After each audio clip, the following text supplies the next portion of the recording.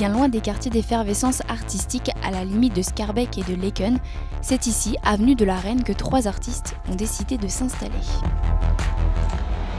Salut! Parmi eux, Arnaud Rochard, artiste dessinateur de 28 ans et breton d'origine. Depuis 1 an et demi, il est installé avec ses colocataires et a créé le cabinet. D'abord lieu d'habitation, lieu de travail et de création également dans l'atelier au sous-sol.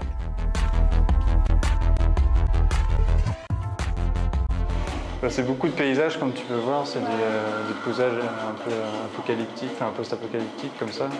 Il y a toujours une espèce de poésie aussi, quoi. Il y a un côté un peu romantique, quoi. C'est pas totalement négatif, quoi. Ouais, voilà. Je sais que je vais avoir une zone à cet endroit-là, je me dis bon, ça va être une île avec la jungle, quoi. Et donc du coup, c'est vraiment par rapport à des images que j'ai en tête ou par rapport à des livres que j'ai lus, à des images d'artistes qui sont un peu mes références comme ça, comme Rodolphe Brédin. Voilà, c'est vraiment du coup de l'improvisation et je me laisse un peu aller comme ça, quoi, à tisser, quoi. C'est un peu comme du tissage ou de l'écriture, quoi. C'est comme si,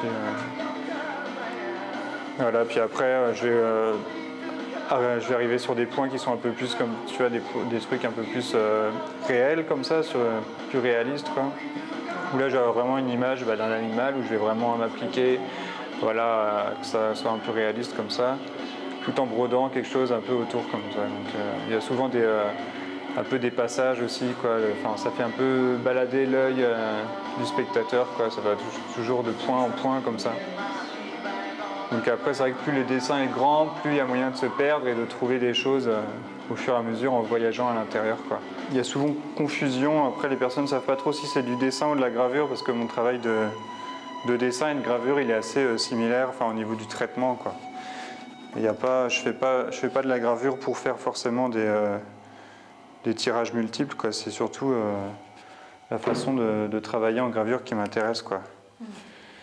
Donc, par exemple, pour la gravure sur métal, je peux vous montrer une plaque si vous voulez, une plaque qui est travaillée.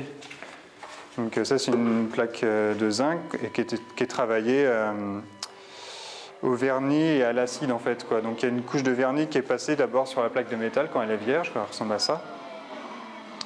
Et après je viens travailler avec une pointe sèche, donc c'est un outil qui est très pointu comme ça. Je viens faire mon dessin et après la plaque est plongée dans un bain d'acide. Et donc c'est l'acide qui va venir attaquer les parties où le métal transparaît à travers le vernis, quoi.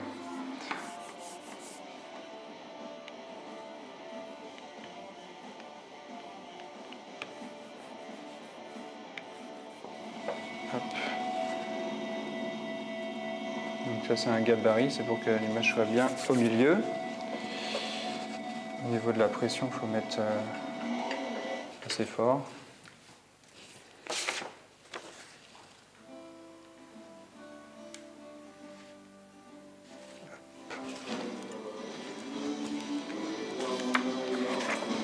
Voilà. Le cabinet, c'est aussi un lieu d'exposition. Jusqu'à la fin du mois de mai, il accueille le cabinet d'estampes. Cette exposition est une des rares, entièrement dédiée à la gravure. À 2 jours du vernissage, les murs sont encore vides. Il y aura des gravures qui seront installées comme ça, un peu comme un cabinet, cabinet de curiosité, cabinet d'estampes. Et au mur, il y en aura d'autres, quoi, des plus grands formats, quoi. J'avais vraiment dit qu'au cabinet, on fasse une grosse expo de gravure avec tous les gens qu'on connaît, tous les gens qui font de la gravure. On se dit que ça se passe bien, si ça marche bien, on en fera peut-être une édition 2 l'année prochaine avec les personnes qu'on n'a pas pu inviter.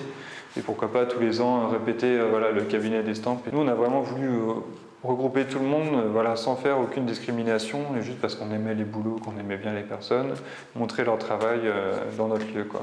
Et c'est ça qui est intéressant avec notre lieu aussi, c'est que c'est pas un lieu institutionnel, on reçoit aucune aide, on a un milieu vraiment alternatif, indépendant, mais on a envie de montrer voilà, différentes sources de travail et différentes méthodes de présentation des boulots, quoi.